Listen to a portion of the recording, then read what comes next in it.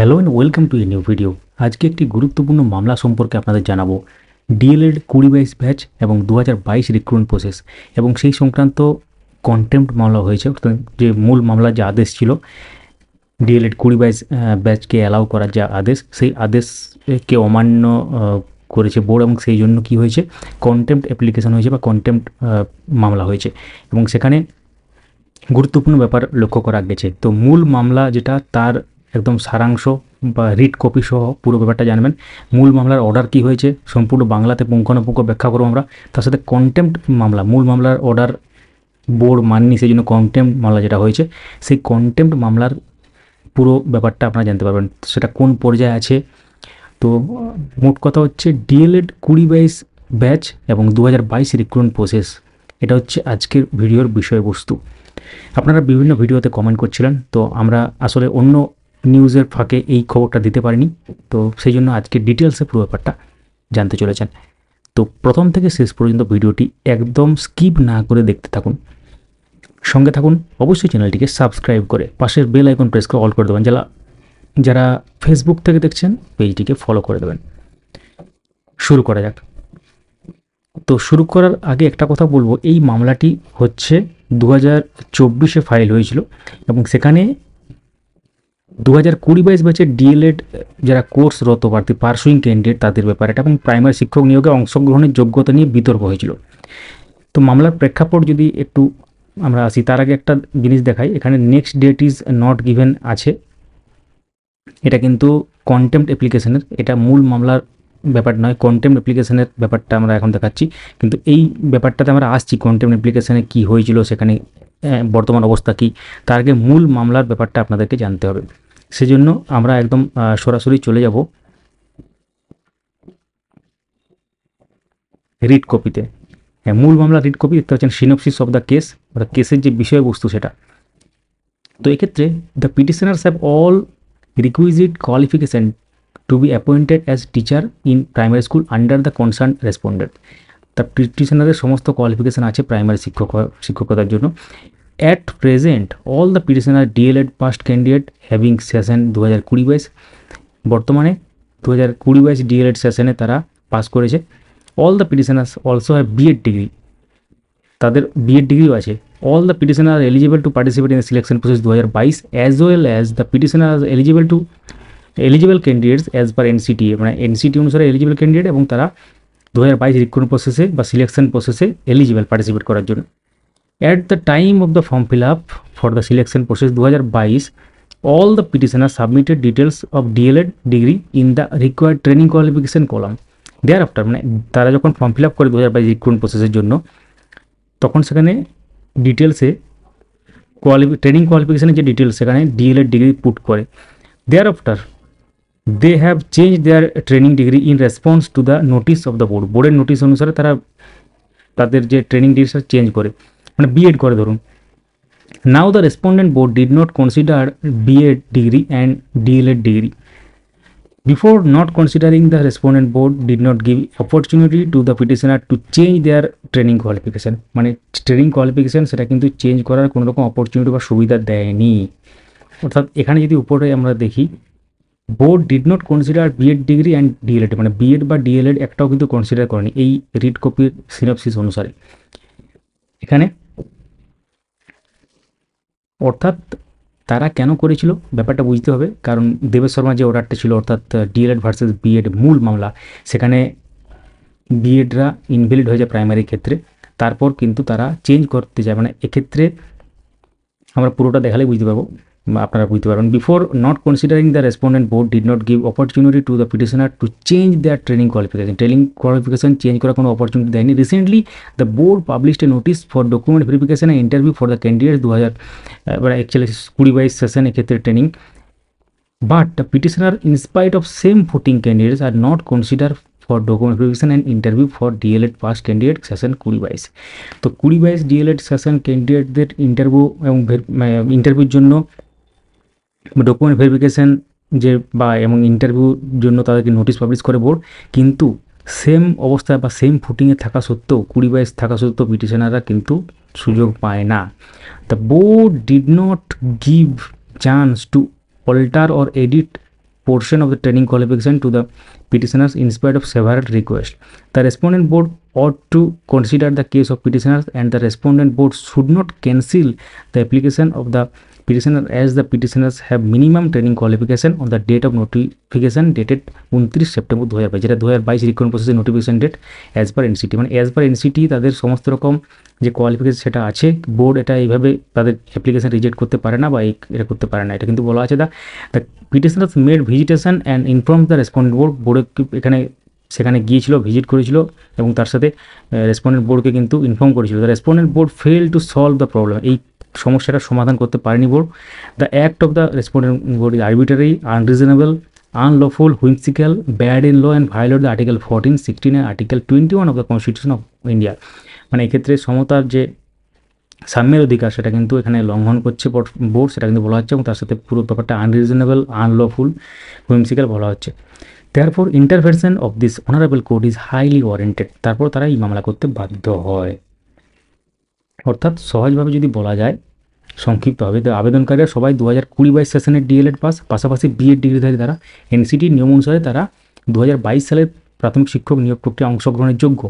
নিয়োগের ফর্ম পূরণের সময় সবাই প্রশিক্ষণ যোগ্যতা ডিএলএড ডিগ্রির তথ্য দেন।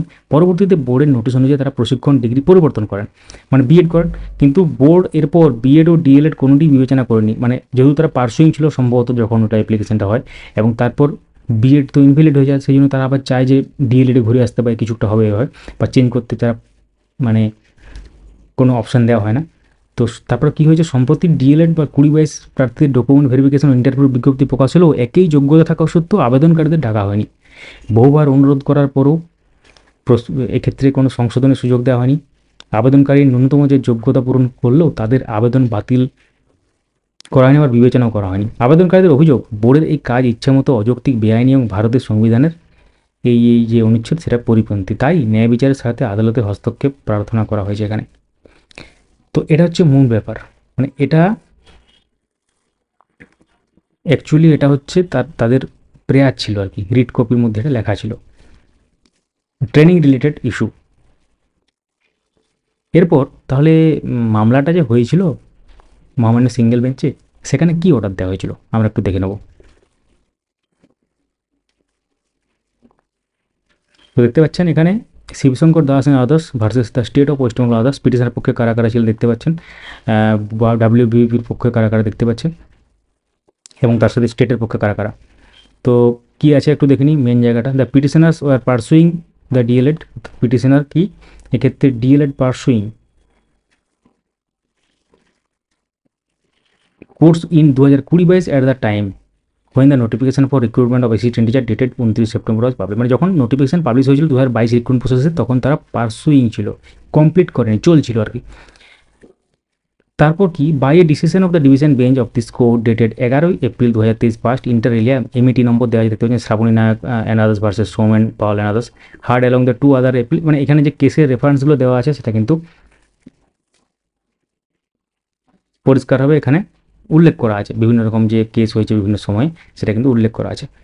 তো এখানে আরও অনেক গুরুত্বপূর্ণ ব্যাপার লেখা আছে, যেটা নোটিফিকেশন হয়েছিল 29 সেপ্টেম্বর, যেটা were held in eligible to participate in the recruitment process. মানে এক্ষেত্রে তাদেরকে এলিজিবল হিসাবে ধরা হয়নি, তাদেরকে অ্যালাউ করা হয়নি অ্যাকচুয়ালি আর কি। 2023 সালের 11 এপ্রিল যেটা মহামান্য হাইকোর্টের ডিভিশন বেঞ্চ যে রায় হয়েছিল, সেখানে ডিএলএড 2022 কোর্সরত প্রার্থীরা এই নিয়োগ প্রক্রিয়া অংশগ্রহণের যোগ্য নন, এটা কিন্তু রায় হয়েছিল, যেটা একটু আগে লেখা আছে। পরবর্তীতে কিছু প্রার্থী এক্ষেত্রে তারা কিন্তু 5 জুন 2023 তারিখের নোটিফিকেশন অনুযায়ী নিজেদের প্রাইমারি যোগ্যতার বদলে বিএড দেন। তো এখানে লেখা দেখতে পাচ্ছেন 5 জুন 2023।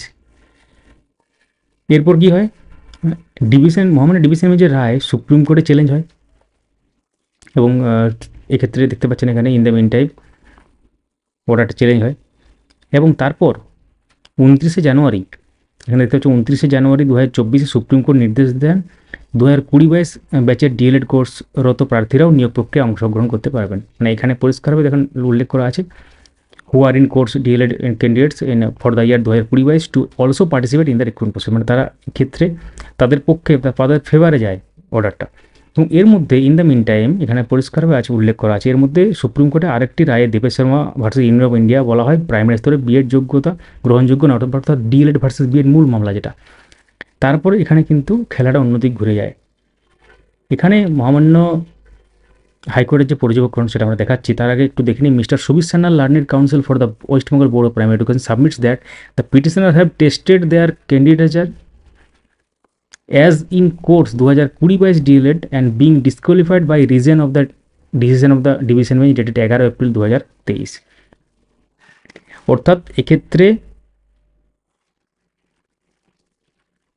তারা কিন্তু তাদেরকে ডিসকোয়ালিফাই করা হয় এবং রিজন কী দেওয়া হয়, অনারেবল ডিভিশন বেঞ্চের যে রায় সেইটা। Thereafter they took a benefit of the notification dated 5 June 2023 to switch over to B.Ed as their primary call। তারা কিন্তু তাদেরকে সুইচ ওভারের যে বেনিফিট সেটা নেয়। They should not now be allowed that status of in course DLEd 2022 and this would amount to approbation and reprobation and legalize opportunism. তো এক্ষেত্রে যেহেতু সুইচ ওভার এখানে একটা ব্যাপার আছে, দেয়ার আফটার দে টুক বেনিফিট, মানে তারা কিন্তু সুযোগ সুবিধা নেয়, এটা নোটিফিকেশন এটা 5 June 2023 to switch over to BEd as their primary, মানে তারা ডিএলএড ছিল পারসুইং, তারপর তাদেরকে সুযোগ দেওয়া হয়েছিল সুইচ ওভার করতে বিএড, তারপর বিএড ইনভ্যালিড হয়ে যায়, তারা এখন চাইছে যে তাদেরকে ডিএলএড হিসেবে গণ্য করা হোক, মানে ঘুরে ফিরে সেই ডিএলএডে আসতে চাইছে, ব্যাপারটা এটা ছিল। এবং তাদের এখানে কি অর্ডার হয়, এবং তারপর লাস্টে যদি দেখা হয় একটু, এখানে কি অর্ডার হয়েছিল, তাদের নিয়োগ বা অংশগ্রহণের চূড়ান্ত ফলাফল কিন্তু এসএলপি যেটা নম্বর সেই একটা 12660 অফ 2023 মামলা সুপ্রিম কোর্টের চূড়ান্ত রায়ের উপর নির্ভর করবে এবং মামলাটি কিন্তু নিষ্পত্তি করে দেওয়া হয়। এবং মহামান্য হাইকোর্টের যেটা নির্দেশ অ্যাকচুয়ালি এখানে দেখতে গেলে সেটা হচ্ছে আবেদনকারীদের অর্থাৎ ডিএলএড 2022 যারা পিটিশন আছে ইন্টারভিউ প্রক্রিয়া 7 মার্চ 2024 মধ্যে অংশগ্রহণের সুযোগ দিতে হবে বা প্রয়োজনে পরবর্তী তারিখে কিন্তু নিয়োগের একটা ব্যাপার করতে হবে। এখানে দেখতে পাচ্ছেন, আমরা একটু দেখাই এখানে, the petitioner shall be accommodated in the interview process within 7 March 2024 or any extended date that the board may choose in light of the new জু অড ক্যান্ডিডেট ফর দ্য ইন্টারভিউ, মানে তাদের জন্য দরকার হলে অন্য ডেট করে দিতে হবে বা 7 মার্চের মধ্যে তাদের অ্যাকোমোডেট বা ইন্টারভিউ প্রসেসে বা তাদের অংশগ্রহণের সুযোগ করে দিতে হবে। এবং এটা চূড়ান্ত ফলাফল এই যে এসএলপিটা আছে দেখতে পাচ্ছেন এটার উপর নির্ভর করবে, এটা কিন্তু বলা আছে, মানে তারা এক প্রকার কিন্তু এখানে জিতে যান। এরপর কি হয়, এই অর্ডারটা দেওয়া হলো বা এই যে বোর্ডকে ব্যাপারটা বলা হলো, বোর্ড কিন্তু তারপর এদের নিয়ে কিছু ভাবেনি। তারপর কি হয়, কন্টেম্প্ট মামলা হয়, আদালত অবমাননার মামলা হয়। সেই আদালত অবমাননার মামলার যেটা কেস স্ট্যাটাস সেটা এখন আপনারা স্ক্রিনে দেখতে পাচ্ছেন। এখানে কি আছে, অনারেবল গৌতম পাল মহাশয় যিনি বোর্ডের প্রেসিডেন্ট, তার বিরুদ্ধে কিন্তু করা হয়। ক্ষেত্রে দেখতেই পাচ্ছেন সেই যে আমরা নামটা বললাম petitioner Shibshankar Das and others petitioner এবং রেসপন্ডেন্ট, অ্যান্ড দেখতে পাচ্ছেন কী নাম আছে, Goutam Pal the president WBP and others, মানে অনারেবল গৌতম পালের বিরুদ্ধে আদালত অবমাননার এটা মামলা হয়। যেহেতু তিনি বোর্ডের প্রেসিডেন্ট সভাপতি, এইভাবে কিন্তু ব্যাপারটা হয়। তো এই যে কন্টেম্প্ট অ্যাপ্লিকেশন এটা গত 8 তারিখে শুনানির জন্য ছিল। এই মামলাটি গতকালই শুনানির জন্য ছিল 8 তারিখে, এবং গতকাল শুনানিতে কি হয়েছে আমরা যদি অর্ডার কপিতে যাই এখানে দেখতে পাবো, let this matter go out of this list with liberty to mention all the parties are directed to act the server, মানে এক্ষেত্রে অনারেবল জাস্টিস রাজাসাগর মান্তার এজলাসে ছিল মামলাটি, এবং এটা কিন্তু সেদিন শুনানি হয়নি বলতেই পারেন আপনারা, এবং সেটা কিন্তু লিবার্টি টু মেনশনে চলে যায়, অর্থাৎ এখানে নেক্সট ডেট এখনও পর্যন্ত দেওয়া হয়নি, মানে এটা কিন্তু এই মুহূর্তে কবে শুনানি হবে কেউ জানে না। কারণ মামলাটা কি হলো, প্রথমে মেন মামলা হলো, তারপর কন্টেম্প্ট মামলা হলো। কন্টেম্প্ট মামলার যেটা এখন যে স্ট্যাটাস সেটা কিন্তু next date is not given. তাহলে এই হচ্ছে পুরো ব্যাপার। আলটিমেটলি পুরো ব্যাপারটা বুঝতে পারলেন আপনারা প্রথম থেকে শেষ পর্যন্ত A to Z।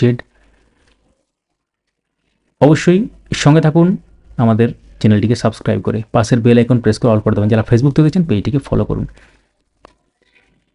আপনাদের মূল্যবান মতামত কমেন্টে জানাতে ভুলবেন না। কোনো প্রশ্ন থাকলে সেটাও লিখতে পারেন। Thank you so much for watching. এবং এইরকম ধরনের গুরুত্বপূর্ণ এক্সপ্লেনেশন বিভিন্ন সমস্ত ডকুমেন্ট সহ আর কি, এটা করতে আমাদের অনেক সময় লাগে। আমাদের এফোর্ট যদি ভালো লেগে থাকে ভিডিওটি লাইক করুন, সবার সাথে শেয়ার করুন।